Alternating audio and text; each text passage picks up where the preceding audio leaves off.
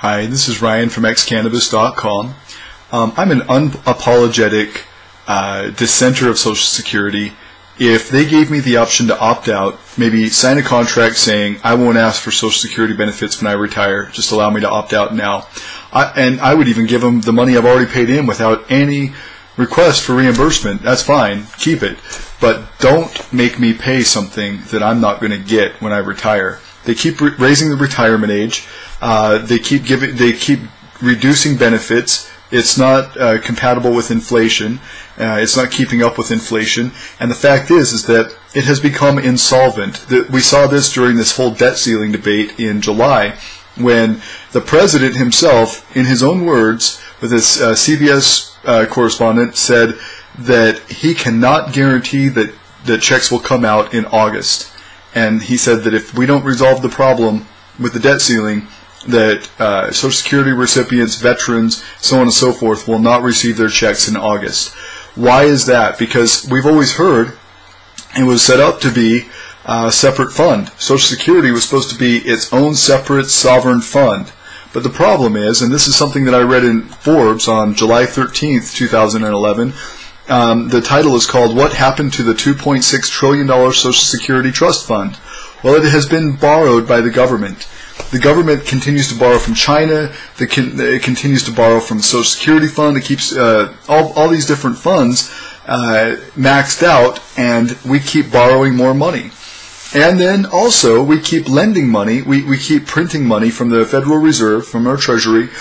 We print money, loan it to foreign banks, and just recently Alan Grayson questioned the director of the Federal Reserve about $9 trillion that has been lost. I mean, it has been lost. We don't even know where it went. And that's a burden on every man, woman, and child to the tune of over 60 grand. I don't know the exact number, but for every man, woman, and child, we are responsible for not only the debt, but the interest. The problem here is that nobody's got a plan to end the Federal Reserve or the scheme that they're pulling there, and there's no government oversight. There's no authority from Congress over the Federal Reserve. People say, well, you know, Ron Paul wants to end our Social Security. Social Security is already ended. There's no money in the fund. As soon as the government runs out of money, and it will happen, that's what almost happened in July, people will not be getting their checks. The $5,000 or so I pay in every year, I will never see. So all I'm saying is give me the option to opt out. And I'm going to play a couple videos for you. I want you to see this for your own eyes, that it is insolvent. There is nothing left. Social Security is dead as we know it. You know, eventually the general fund isn't going to be able to compensate for the money that goes out to the 27 million Social Security recipients in this country. Don't tell me that I'm not compassionate. I had Adam Assenberg tell me that I was uncompassionate, and that this country is going to fall, and he wouldn't mind seeing that happen because of incompassionate people like myself who don't believe in Social Security. Hey, I don't care if you believe in it, and if you want to pay into it, go ahead. But give me the option to opt out. I don't want to pay for something that I'm not going to get. You know, that's fine. I understand there's a lot of people that depend on it. Let them continue to get it. I think that's where Ron Paul is going with it. Let them continue to get it. Give me the option to have the freedom, the liberty to opt out. That's all I'm saying. All right, check out these videos that are to follow. Can you tell the folks at home that no matter what happens, the Social Security checks are going to go out on August the 3rd? There are about $20 billion worth of Social Security checks that have to go out the day after the government is supposedly going to go into default. Well, this is not just a matter of Social Security checks. These are veterans' checks. These are folks on disability and their checks. There are about 70 million checks that go out. Can you guarantee as president those checks will go out on August the 3rd? I cannot guarantee that those checks go out on August 3rd if we haven't resolved this issue, because there may simply not be the money in the coffers to do it. The Board of Trustees of the Social Security Administration and Medicare claim that Medicare and Social Security will be bankrupt within the next 20 to 30 years.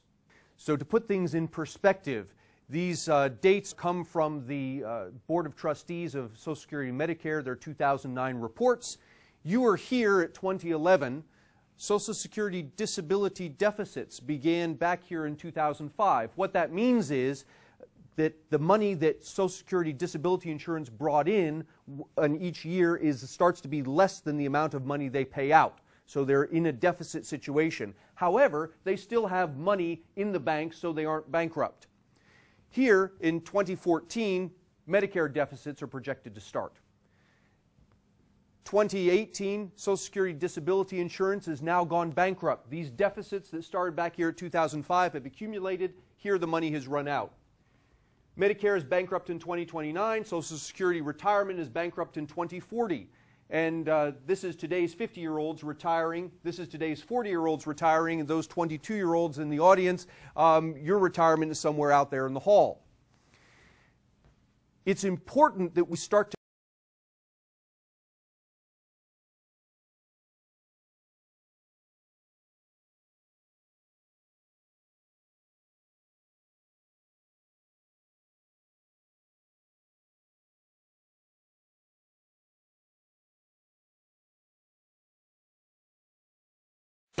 Paul, you say that the federal government should stay out of people's personal habits. You say marijuana, cocaine, even heroin should be legal if states want to permit it. You feel the same about prostitution and gay marriage. Question, sir, why should social conservatives in South Carolina vote for you for president?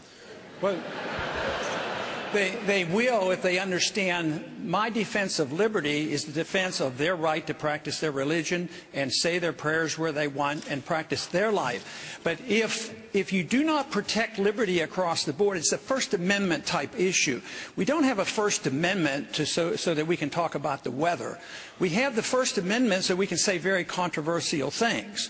So for people to say that, yes, we have our religious beliefs protected, but people who want to follow something else or a controversial religion, you can't do this. If you have the inconsistency, then you're really not defending liberty. But there are strict rules on freedom of choice of this sort, because you can't hurt other people, you can't defame other people. But yes, you have a right to do things that are very controversial. If not, you're going to end up with government that's going to tell us what we can eat and drink and whatever. You know, it's amazing that we want freedom to pick the future, you know, our future in a spiritual way, but not when it comes to our personal habits. But